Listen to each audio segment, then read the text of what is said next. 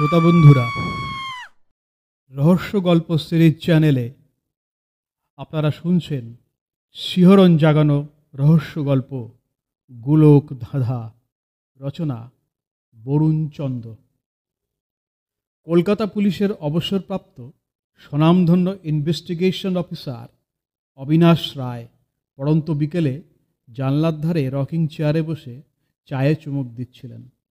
এই সময় বাইরের ঘরে মোবাইলটা বেজে উঠল। হ্যালো, কে? প্রদ্যোৎ, বলো, ব্যাপার কি?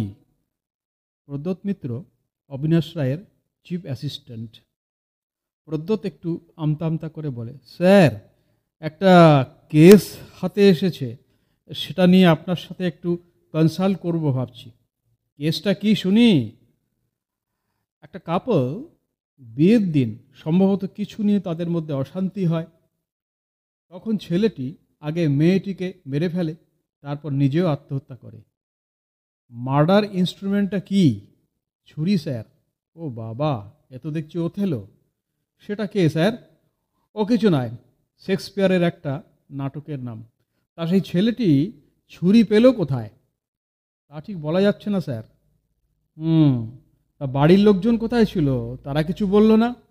আসলে ছেলেটি আর মেয়েটি দুপুরে খাওয়া দাওয়ার পর একটা আলাদা ঘরে রেস্ট নিতে যায়। বুঝলাম।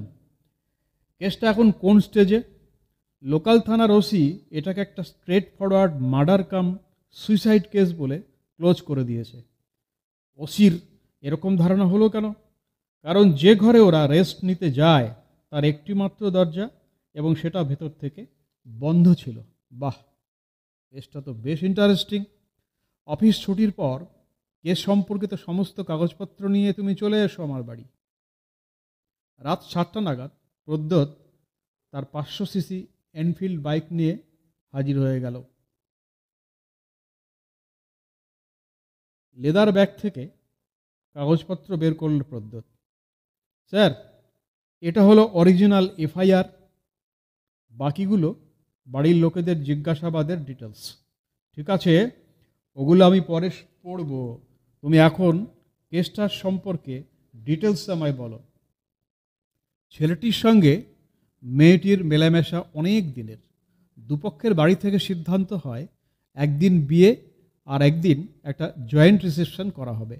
ঘটনাটা ঘটে ওই বিয়ের রিসেপশনের দিনই। দুপুরে খাওয়া দাওয়া শেষ করে ওরা দুজন একটু রেস্ট নেবে বলে একটা ঘরে শুতে যায় এবং ভেতর থেকে দরজার ছিটকানি আটকে দেয়। হ্যাঁ, এ পর্যন্ত ব্যাপারটা ক্লিয়ার। তুমি বলতে থাকো। সন্ধে হয়ে যাওয়া সত্ত্বেও যখন ছেলে বা মেয়ে কেউই ঘর থেকে বেরোলো না, স্বভাবতই অভিভাবকরা চিন্তিত হয়ে দরজায় নক করে। তাতে কোনো ফল না হওয়ায় দরজায় দুম দুম করে ধাক্কা মারে, কিন্তু কোনো সাড়া শব্দ পাওয়া যায় না। এরপর দরজা ভেঙেই তারা ভেতরে ঢোকে। দেখে মেয়েটি রক্তাক্ত অবস্থায় বিছানায় পড়ে আছে, আর ছেলেটি একটি চেয়ারে বসা অবস্থায় শরীর ঢলে পড়েছে, হাতে একটা রক্তমাখা ছুরি। দুজনেই মৃত। এবার আপনিই বলুন স্যার, এটা কখনো ওপেন অ্যান্ড শর্ট কেস হতে পারে?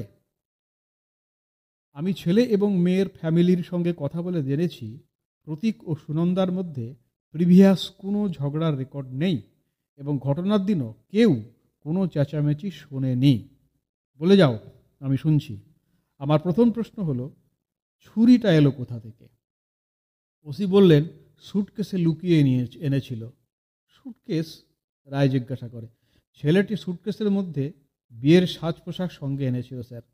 ছেলেটি সত্যি যদি ছুরি সঙ্গে নিয়ে আসে তবে তো বলতে হবে ঘটনাটা পূর্ব পরিকল্পিত। উত্তরে ওসি বাঁকা হেসে বললেন, কেন, প্রিপ্যারেড মার্ডার কি হয় না নাকি? রায় চুপ করে প্রদ্যোতের কথা শুনছিল। বুঝলেন স্যার, তখন আমি মোক্ষম প্রশ্নটা করলাম, যদি তাই হবে তাহলে মেয়েটিকে মারার পেছনে ছেলেটির কিছু তো মোটিভ থাকবে। প্রশ্ন শুনে ওসি প্রচণ্ড চটে গেলেন। বললেন, রাখুন তো মশাই আপনার মোটিভ, দুটো বই পড়ে বড় বড় কথা বলছেন। বলুন তো স্যার, এটা কোনো উত্তর হলো? প্রদ্যোৎ রাগে গড়গড় করতে লাগলো। মাথা ঠান্ডা করো প্রদ্যোৎ, মাথা ঠান্ডা করো, বরং এক কাপ চা খাও। ওসি সাহেবের আসল বক্তব্য হলো, ছেলেটি যদি খুন না করে থাকে তাহলে কে করেছে? ঘরে তো একটাই মাত্র দরজা, তাও ভেতর থেকে বন্ধ ছিল। কেন, টয়লেট? বাথরুমে কোনো বেরোনোর প্যাসেজ নেই স্যার। ভেন্টিলেটর? তাও নেই। একটা এগজস্ট ফ্যান আছে। আর জানালা? সব বন্ধ ছিল স্যার। ঘরে তো এসি চলছিল। হুম, বেশ জটিল। থুতুনিতে হাত বোলাতে বোলাতে অবিনাশ রায় বললেন, এখন আমার দিক থেকে কি করণীয় স্যার? ঘটনাটা কবে ঘটে? গতকাল স্যার। গুড। ডেড বডি দুটো মর্গে। তাহলে এক্ষুনি ওদের ইনস্ট্রাকশন দাও, ডেড বডিতে কেউ যেন হাত না দেয়। আর রিসেপশনের বাড়িটাতেও লক আপ করতে বলো, কেউ যেন কোনো এভিডেন্স ট্যাম্পার করতে না পারে। Okay sir. পরের দিন সকালে 10টার মধ্যে রায় মর্গে পৌঁছে গেল। প্রদ্যোৎ আগে থেকেই চলেই এসেছিল। মর্গে ডেড বডি দুটো তখনও ওয়াশ করা হয়নি। মর্গের ডাক্তার কিরণশঙ্কর ভট্টাচার্য ওদের দুজনকে ঠান্ডা ঘরে নিয়ে যায়। প্রথমে কোনটা দেখবেন স্যার, ছেলেটার না মেয়েটার? মেয়েটাই আগে দেখি। সাদা কাপড় সরিয়ে নিতেই মেয়েটির বিবস্ত্র দেহ ওদের সামনে ধরা পড়ে। দেহের উপর 17টি লালচে ক্ষতচিহ্ন। এটা তো আক্রোশ ছাড়া হতে পারে না। রায় লক্ষ্য করল, ছেলেটি এবং মেয়েটি কেউই ডিফেন্ড করার কোনো চেষ্টা করেনি। তাহলে কি তাদের ঘুমন্ত অবস্থায় স্ট্যাপ করা হয়েছে? কিন্তু সেক্ষেত্রে একজনকে স্ট্যাপ করলে অন্যজন জেগে যেত। তার মানে ওদের ঘুমন্ত অবস্থায় ক্লোরোফর্ম করা হয়েছে। রায় এবার প্রতীকের ডেড বডিটা ভালো করে চেক করা শুরু করলো, বিশেষ করে ছুরির আঘাতগুলো। এরপর তিনি একটি কাল্পনিক ছুরি দিয়ে নিজেকে স্ট্যাপ করতে থাকলেন। এই অদ্ভুত কাজটির শেষে রায়ের মুখে এক ঝলক হাসি ফুটে উঠল। চলো এবার যাওয়া যাক, যা দেখার দেখে নিলাম। কিছু পেলেন স্যার? কিরণশঙ্কর জিজ্ঞাসা করলেন। আগে না। বিয়েবাড়ির মেন দরজার পাশে শ্বেতপাথরের ফলক, তাতে লেখা আনন্দ নিকেতন। ছেলের বাবা অরিন্দম বাগচি রায় এবং প্রদ্যোৎকে ভেতরে নিয়ে যায়। প্রতীক আর সুনন্দা কোন ঘরে দুপুরটা বিশ্রাম করতে গিয়েছিল? রায় প্রশ্ন করে। ওটা মেন হলের পেছনে। বাগচি ওদের পেছনের ঘরে নিয়ে যায়। ঘরটাতে একটা কিং সাইজ খাট, অন্যদিকে একটা বসার সোফা, খাটের পাশে ড্রেসিং টেবিল, আর দেওয়ালের সঙ্গে লাগানো রয়েছে একটি ওয়ার্ড্রোব। টয়লেট আছে? Yes sir. বাগচি দরজা খুলে টয়লেট দেখায়। ওকে, যা দেখার দেখে নিয়েছি, চলুন এবার মেন ঘরে। তার মানে এই ঘরে একটাই দরজা? হ্যাঁ স্যার। আর ঘরের জানালাগুলো সব ভেতর থেকে বন্ধ ছিল? আগে হ্যাঁ স্যার, বাগচি উত্তর দেয়। ঘরটা এয়ার কন্ডিশন বলে সবসময় বন্ধই থাকে। কেয়ারটেকারকে বাইরে অপেক্ষা করতে বলে বাগচি খাটো গলায় বলে, আসলে স্যার, আমরা চাইছি ঘটনাটা কম লোক জানুক, আমাদের বিশ্রী বদনাম হয়ে যাবে। রায় বলল, কিন্তু কেয়ারটেকার তো দেখছি আপনাকে চিনতেই পারল না। আসলে স্যার, বাড়িটা আমি বুক করিনি, আমার ছেলের বন্ধু বুক করেছিল। তার আত্মীয়ের বাড়ি, তাই কোনো ভাড়াও দিতে হয়নি। তাই বলুন, আচ্ছা, মেয়েটিকে বিছানায় শোয়া অবস্থায় পাওয়া গেছে? হ্যাঁ। আর ছেলেটিকে এই চেয়ারটায় বসা অবস্থায়, কিন্তু মাথা এলিয়ে পড়েছিল। বেশ। আচ্ছা বলুন তো, আপনার ছেলের কোন হাতে স্ট্রেংথ বেশি, মানে কোন হাতটা বেশি চলে? ডান হাত স্যার। স্যার, প্রদ্যোৎ ওর ব্যাগ থেকে কতকগুলো কালার জেরক্স বের করে দেখালো। মেয়েটি এবং ছেলেটির একজাস্ট পজিশন অ্যাট ডেথ আপনি এই ছবিগুলো দেখে বুঝতে পারবেন। গুড। প্রদ্যোতের হাত থেকে ছবিগুলো নিয়ে ভালো করে দেখতে থাকলেন অবিনাশ রায়। একটা জিনিস খেয়াল করেছো প্রদ্যোৎ? মৃত দুজনের কারো মুখেই অবাক হওয়া বা ভীতির চিহ্ন নেই। আচ্ছা অরিন্দম বাবু, প্রদ্যোৎ প্রশ্ন করে, আপনি এই মার্ডার কাম সুইসাইড থিওরিতে বিশ্বাস করেন? থানার অস্তিত্ব তাই বিশ্বাস। অরিন্দমবাবু বললেন, একটা দীর্ঘ নিঃশ্বাস ফেললেন। ব্যক্তিগতভাবে আমার বিশ্বাস, আমার ছেলে এরকম একটা জঘন্য কাজ করতেই পারে না। থানার ওসি কেসটা সলভ করতে পারছেন না, তাই আমার ছেলের ঘাড়ে সব দোষ চাপিয়ে হাত দিয়ে ফেললেন। কথাগুলো শুনতে শুনতে শুনতে রায় সারা ঘর নিরীক্ষণ করছিলেন। আচ্ছা, ওই ওয়ার্ড্রোবটা কি সেদিন আদৌ ব্যবহার করা হয়েছিল? ওয়ার্ড্রোব? বাগচি অবাক হয়ে রায়ের দিকে তাকায়। মনে হয় না স্যার, ওটা খুলে দেখা যাবে? অবশ্যই। খুলতে গিয়ে দেখা যায় ওয়ার্ড্রোবের বন্ধ করা আছে। চাবি কার কাছে? কিন্তু কেয়ারটেকারের কাছে চাবি পাওয়া গেল না। প্রদ্যোৎ ওয়ার্ড্রোবের সামনে এসে দাঁড়ায়, একটু খুটখাট করার পর সেটা খুলে ফেলে। খুলে ফেলেছি স্যার। ঘরের আলোগুলো সব সিলিংয়ে থাকায় ওয়ার্ড্রোবের ভেতরটা বেশ অন্ধকার। প্রদ্যোৎ মোবাইল টর্চ জ্বালালো। ওয়ার্ড্রোবের ভেতর একদিকে মেয়েটির শাড়ি, ব্লাউজ, পেটিকোট ইত্যাদি হ্যাঙ্গারে সুন্দর করে ঝোলানো রয়েছে। অন্যদিকে ছেলেটির পাঞ্জাবি, কুচি করা ধুতি, নাগরা জুতো ইত্যাদি সাজানো রয়েছে। ডান দিকে দুটো ড্রয়ারের একটিতে চওড়া গলার হার, মুক্ত বসানো নেকলেস, ম্যাচিং ব্রেসলেট, আংটি ইত্যাদি রয়েছে। অন্য ড্রয়ারে মেয়েটির কসমেটিক্স। ওসি সাহেব সম্ভবত ওয়ার্ড্রোব খুলে দেখেননি। ভাবছি ওয়ার্ড্রোবের চাবিটা কার কাছে? প্রদ্যোৎ, দেখো তো প্রতীকের পার্সোনাল এফেক্টসের মধ্যে চাবিটা পাও কিনা। প্রদ্যোৎ ঘড়ির দিকে তাকিয়ে বলল, স্যার আজ অনেক দেরি হয়ে গেল, কাল না হয় খুঁজে দেখব। ও দ্যাট রিমাইন্ডস মি, স্ট্যাবিং করা ছুরিটা কোথায়? ওটা পুলিশের কাছে। ফাইন্ড ওতে কোনো ফিঙ্গারপ্রিন্টস পাওয়া যায় কিনা। যদিও আমি নিশ্চিত একজনেরই ফিঙ্গারপ্রিন্ট পাওয়া যাবে, সেটা প্রতীকের। কি করে বুঝলেন? ক্রাইমটা অন্য কেউ যদি করে থাকে, তা আই এম শিওর সে তার ফিঙ্গারপ্রিন্ট মুছে দিয়ে অস্ত্রটা প্রতীকের হাতে ধরিয়ে দিয়েছে। অবিনাশ রায় যখন বাড়ি ফেরে তখন অনেক রাত হয়ে গিয়েছে। খাওয়া দাওয়া সেরে শোবার ঘরে চলে আসে। পরদিন সকাল 11টায় প্রদ্যোতের ফোন আসে। স্যার, আপনার কথা ঠিক, ছবিতে একমাত্র প্রতীকেরই হাতের ছাপ পাওয়া গেছে। আর ওয়ার্ড্রোবের চাবি না, পাওয়া যায়নি স্যার। শোনো প্রদ্যোৎ, আরেকবার বিয়ে বাড়িতে যেতে হবে, দেরি করা যাবে না। তাহলে আপনি কখন আসবেন বলুন? 1 ঘন্টার মধ্যে। ডান, আমি পৌঁছে যাব স্যার। রায় নিজেই গাড়ি চালিয়ে বিয়ে বাড়িতে পৌঁছে যান। প্রদ্যোৎ আগেই অপেক্ষা করছিল। মেন গেটের দরজা খুলে দুজন ভেতরে ঢোকে, তারপর সোজা বেডরুমে। প্রদ্যোৎ ঘরের সব লাইট জ্বেলে দেয়, জানলাটাও খুলে দেয়।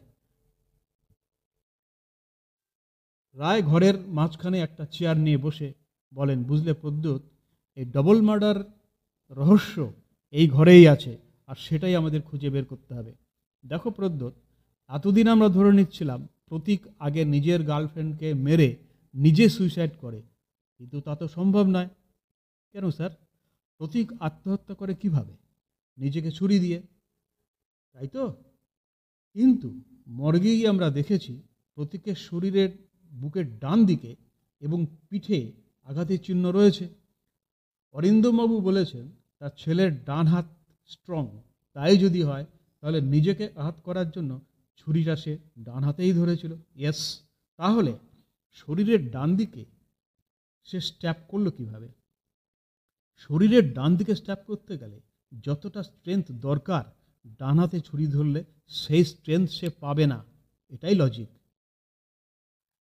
এসো প্রদ্যোৎ, আমরা এবার ঘটনাটাকে একটু নতুনভাবে সাজাই। ধরে নেওয়া যাক এটা একটা লাভ স্টোরি, আরও স্পেসিফিকভাবে বলা যায় লাভ ট্রায়াঙ্গেল।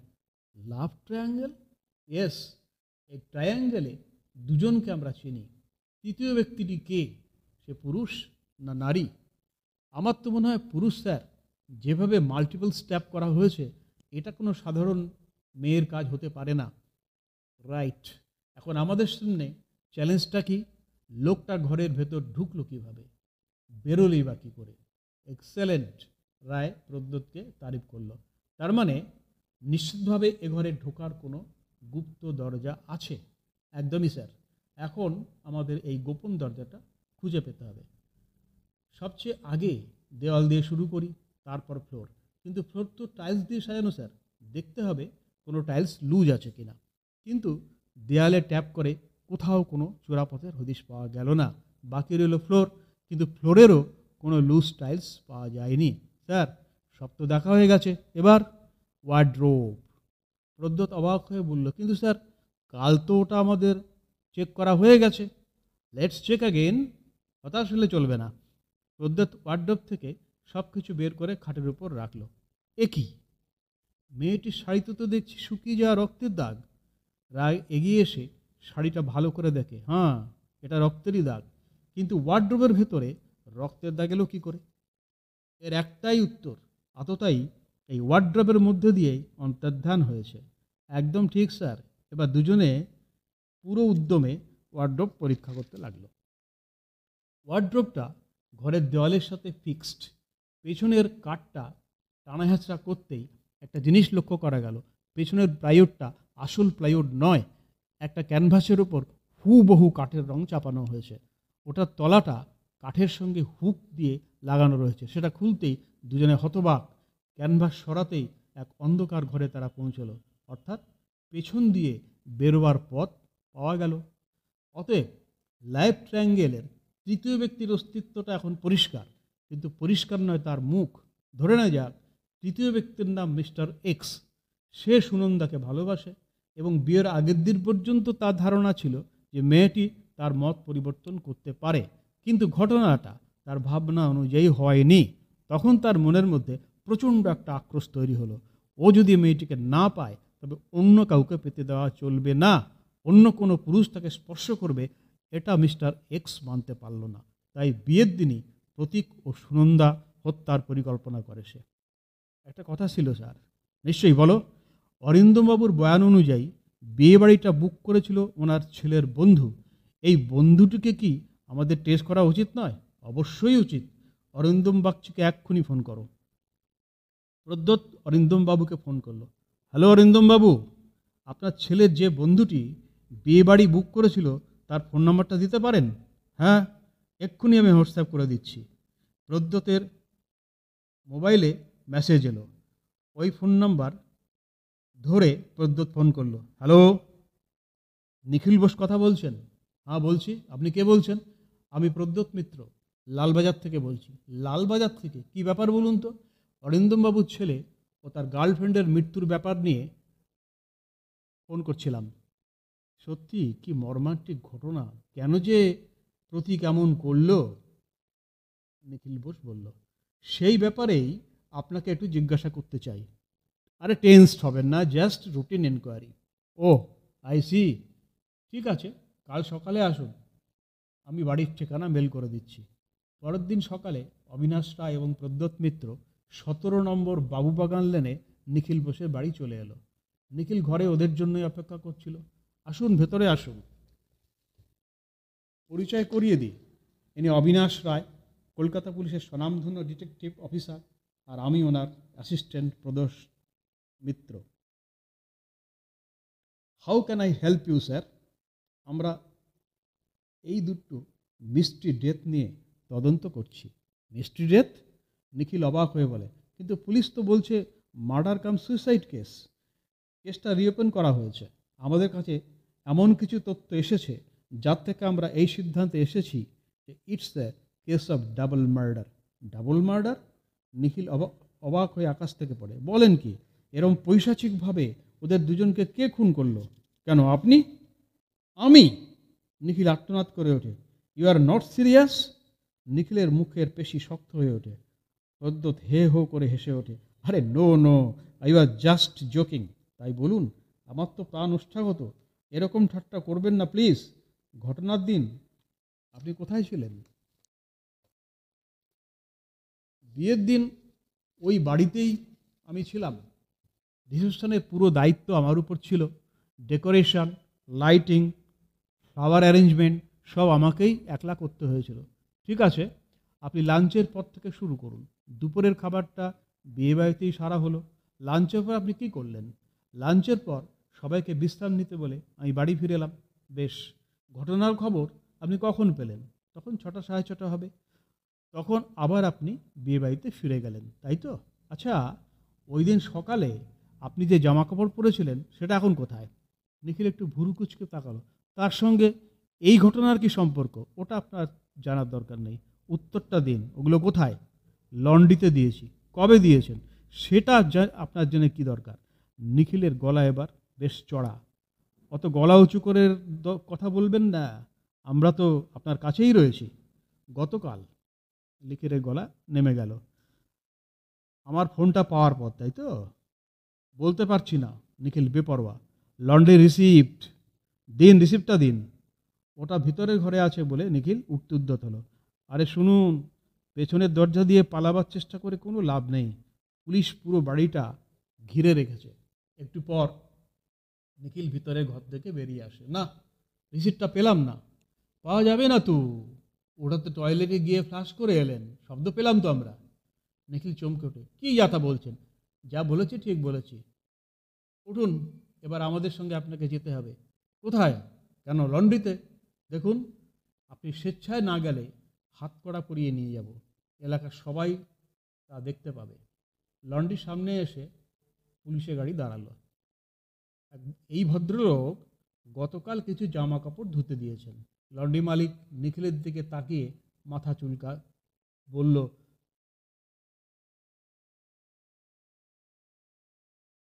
কোনো লাভ নেই, আমরা পুলিশের লোক। তাড়াতাড়ি জামা কাপড়গুলো বের করুন, নইলে মার্ডার কেসে ফেসে যাবেন। মার্ডার কথাটায় মন্ত্রের মতো কাজ হলো। এই নিন স্যার ওর জামা কাপড়ের বান্ডিল। খুলুন বান্ডিলটা। দোকানদার বান্ডিল খুলে জামা কাপড়গুলো মেলে ধরে। হলুদ শার্টের বুকে এবং আস্তিনে ছোপ ছোপ কালচে লাল রক্তের দাগ। Thank you. এখন প্লাস্টিকের ব্যাগে ওগুলো প্যাক করে দিন। পুলিশের গাড়ি অবিনাশ রায়, প্রদ্যোৎ মিত্র এবং নিখিল বোসকে নিয়ে লালবাজারের উদ্দেশ্যে রওনা দিল। প্রদ্যোৎ হাসি মুখে বলে, স্যার, এই শার্টের রক্তের সঙ্গে প্রতীক এবং সুনন্দার রক্ত ম্যাচ করবে তো? কথা তো তাই, তবে ম্যাচ করা উচিত। প্রদ্যোৎ নিখিলকে হাতকড়া পরিয়ে দিল। পুরো হাসি হেসে নিখিল বলল, কিন্তু এই খুন আপনারা প্রমাণ করতে পারবেন না। আচ্ছা, কেন বলুন তো? প্রদ্যোৎ বলে ওঠে, কারণ ডেড বডি দুটো পুড়িয়ে ফেলা হয়েছে। ভেরি সরি নিখিল বাবু, ওটা মিথ্যে কথা, মিথ্যে খবর। ওই নিউজটা আমি অরিন্দম বাবুকে জানাতে বলেছিলাম। আপনার হোমওয়ার্ক আরেকটু ভালো হওয়া উচিত ছিল। যাই হোক, হাতকড়াটা আপনাকে বেশ মানিয়েছে।